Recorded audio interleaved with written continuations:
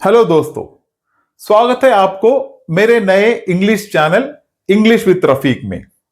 इस चैनल में हम इंग्लिश सीखना बहुत आसान और प्रैक्टिकल बनाएंगे। जैसे कि आपको इंग्लिश में बोलना, इंग्लिश को समझना और इंग्लिश में लिखना आप बहुत आसानी से हम आगे सीखेंगे। तो अगर आप इंग्लिश बोलने में कॉन्फिडेंट बनना चाहते हो तो वीडियो को पूरे एंड तक देखें और प्लीज चैनल को सब्सक्राइब भी कर दें। इंग्लिश सीखना आज के समय में बहुत जरूरी है।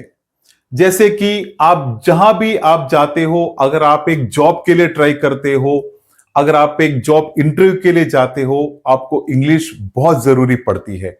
उसके अलावा आपको अगर आपके जॉब में अगर आपको एक प्रमोशन मिलनी हो तो भी अगर आप इंग्लिश में आप एकदम परफेक्ट हो, अगर आप इंग्लिश कॉन्फिडेंस के साथ हैंडल कर सकते हो तो आपको उसमें भी काफी बेनिफिट मिलती है। साथ ही साथ आप कभी भी कोई भी प्रोफेशनल लेवल पे अगर इंग्लिश बोलना चाहते हो या फिर आप कहीं बाहर जॉब के लिए ट्राई करते हो, जैसे कि आप कोई विदेश कंट्री में जाते हो जॉब के लिए या किसी भी पर्पस के लिए, अगर आप क्यों नहीं आप एक ट्रैवल पर्पस के लिए आप घूमने फिरने के लिए भी अगर जाते हो तो आपको इंग्लिश जानना, आपको इंग्लिश में बोलना आना और इंग्लिश को समझ आना बहुत इंपॉर्टेंट बात है। आपको इंग्लिश सीखने की जो इंपॉर्टेंस है उसको मैं मेरे पर्सनल एक्सपीरियंस के साथ जुड़ा के कहता हूं कि मैं काफी टाइम दुबई में मेरा एक प्रोफेशन में मैं रहा था।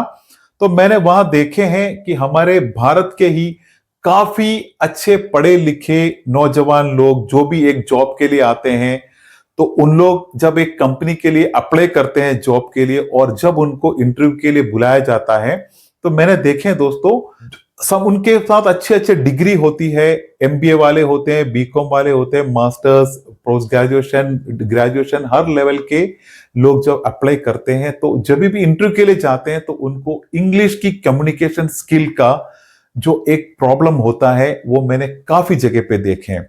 तो हमारा मकसद भी यही है कि आपको इंग्लिश लिखना आती हो, आपको इंग्लिश पढ़ना आती हो, लेकिन आपको इंग्लिश कम्युनिकेशन भी अपने आप आनी चाहिए।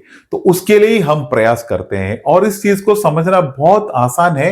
आपको सिर्फ थोड़ी प्रयास करनी है, आपको थोड़ा खुद प्रैक्टिस करना है, आप भी बहुत अच्छी तरह इंग्लिश को बोलोगे और सीख भी लोगे। बहुत से बिगिनर्स जो होते हैं जो एक इंग्लिश सीखने के लिए ट्राई करते हैं तो उनको सबसे ज्यादा गलतियां कहां होती है इस चीज को हम पहले समझ लेते हैं।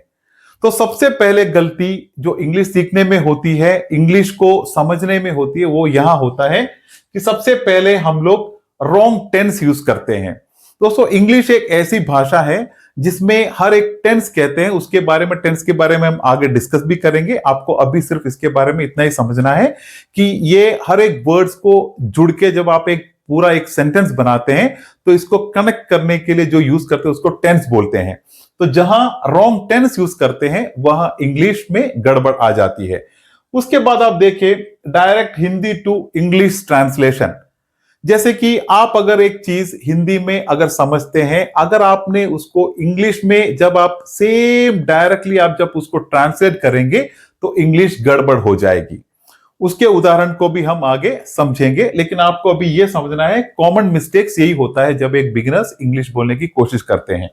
और तीसरा है प्रोनाउंसिएशन मिस्टेक। प्रोनाउंसिएशन मतलब जैसे एक वर्ड को, इंग्लिश के वर्ड को आपको इंग्लिश के तरह ही बोलना है। अगर आपने उसको अलग तरीके से अगर प्रोनाउंस किया या आपने अलग तरीके से उसको बोल दिए तो वो वर्ड एकदम गलत होता है। तो सबसे पहले एक चीज को हम समझते हैं, आप जैसे जहां हम इंग्लिश को इंग्लिश ही कहना है। मैं क्यों बोलता हूं, काफी लोग को मैंने ये वर्ड को यूज करते देखे हैं, इंग्लिश बोलते हैं, इंग्लिश। आप इतना ही यूज करते हैं, एच को जो होता है ना, एच को अवॉइड कर देते हैं।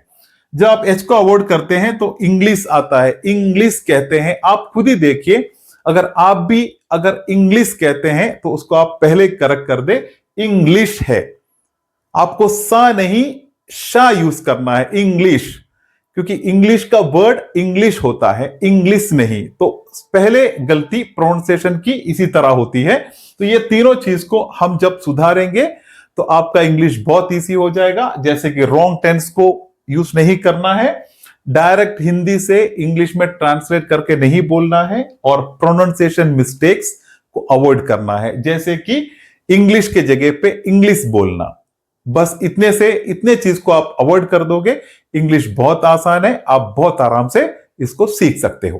तो दोस्तों चलो आज हम क्लास को शुरू करते हैं बिल्कुल कॉमन डेली यूज करने वाले कुछ इंग्लिश फ्रेजेस के साथ, जिसको आप डे 1 से आप प्रैक्टिस कर सकते हैं और आगे स्टेप बाय स्टेप इसको एक एक करके आगे सीख भी सकते हैं। तो मैं यहां बिल्कुल बेसिक लेवल से आपके लिए शुरू करता हूं, क्योंकि जब भी आप कुछ भी चीज को सीखते हैं तो आपको हमेशा बेसिक लेवल से शुरू करना बहुत अच्छा है, क्योंकि आप स्टेप बाय स्टेप उसको प्रैक्टिस कर सकते हो और आपको सीखने के लिए आसानी भी होगी। तो जो भी हमारा कॉमन डेली फ्रेजेस में सबसे पहला यूज करने वाला शब्द है हमेशा good morning. Good morning, English में गुड मॉर्निंग का मतलब है शुभ प्रभात। जैसे कि शुभ हो गया गुड और प्रभात हो गया मॉर्निंग, तो गुड मॉर्निंग का हिंदी है शुभ प्रभात। उसके बाद हम डेली यूज करने वाले एक शब्द है इंग्लिश में कि हाउ आर यू। उसको हम हिंदी में कहते हैं आप कैसे हैं। तो आप कैसे हैं को इंग्लिश में जो आप ट्रांसलेट करोगे वो होता है हाउ आर यू, आप कैसे हो। तीसरा हमारा वर्ड है, हम जैसे उसके लिए हम कहते हैं मैं ठीक हूं धन्यवाद। जैसे कि अगर कोई आपसे पूछे कि आप कैसे हो तो आप हिंदी में बोलते हैं कि मैं ठीक हूं धन्यवाद। उसको आप इंग्लिश में कैसे करेंगे, हाउ आर यू, उसके लिए आप जवाब देंगे I am fine thank you, कि मैं ठीक हूं धन्यवाद। थैंक यू मीन्स धन्यवाद। उसके बाद चौथा हमारा वर्ड है, ये है कि आप किसी से एक हेल्प पूछते हो तो हिंदी में आप उनसे कैसे पूछते हो। जैसे कि हम कहते हैं कृपया मेरी मदद करें। उसको जब आप इंग्लिश में ट्रांसलेट करते हो तो आप इस तरह कहते हैं प्लीज हेल्प मी। तो आपको इस तरह ही इसको प्रैक्टिस करना है। आपको हिंदी और इंग्लिश को जब आप प्रैक्टिस करोगे तो डायरेक्ट ट्रांसलेट कभी नहीं करें। डायरेक्ट ट्रांसलेट पे किस तरह गलती होगा वो हम आगे वाले क्लासेस में सीखेंगे।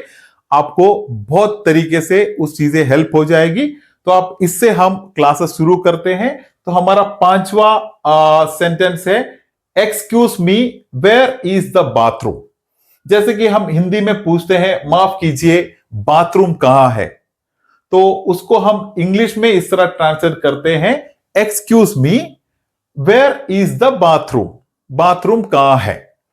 तो दोस्तों ये सब इस तरह के फ्रेजेस हैं जो कि हम डेली यूज करते हैं। हमें हर एक मोमेंट पे हम इस तरह के चीजों के साथ गुजरते हैं। आपको सिर्फ इंग्लिश को और हिंदी को समझ के उसको यूज ही करना है। जैसे आप सुप्रभात बोलते हो तो आप गुड मॉर्निंग कहते, एकदम ट्रांसलेशन हो गया।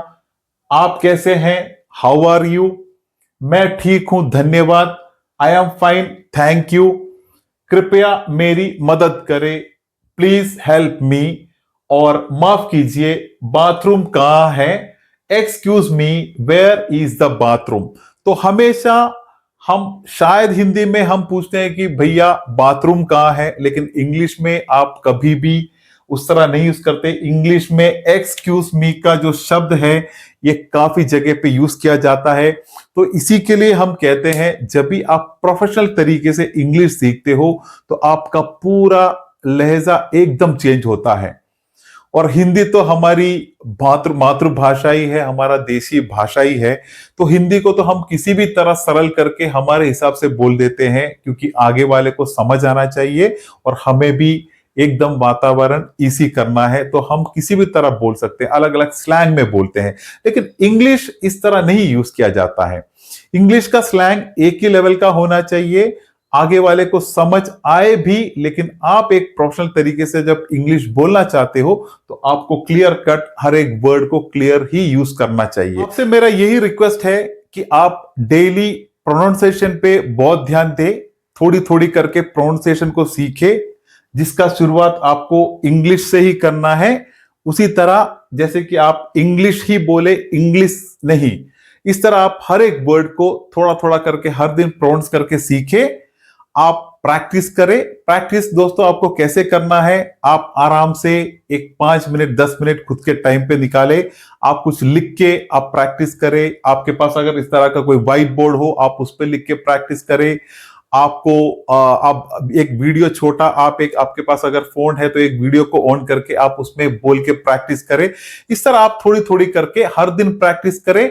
आज से शुरू करें, नहीं तो कल से शुरू करें, एक हफ्ते के बाद से शुरू करें, लेकिन आप कहीं ना कहीं शुरू करें, क्योंकि आपको लाइफ में और आगे जाने वाले आज के कंपटीशन, आज के वर्ल्ड इतना कॉम्पिटिटिव है कि आपको अपने आप को थोड़ा थोड़ा करके भी आगे सुधारना ही होगा। बिल्कुल टाइम वेस्ट नहीं करें, हर दिन एक 5 या 10 मिनट इसके लिए आप बिल्कुल अपना वक्त दें।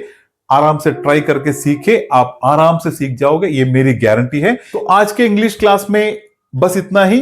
अगर आपको वीडियो अच्छी लगी हो तो वीडियो को एक लाइक कर दें और चैनल को सब्सक्राइब कर दें।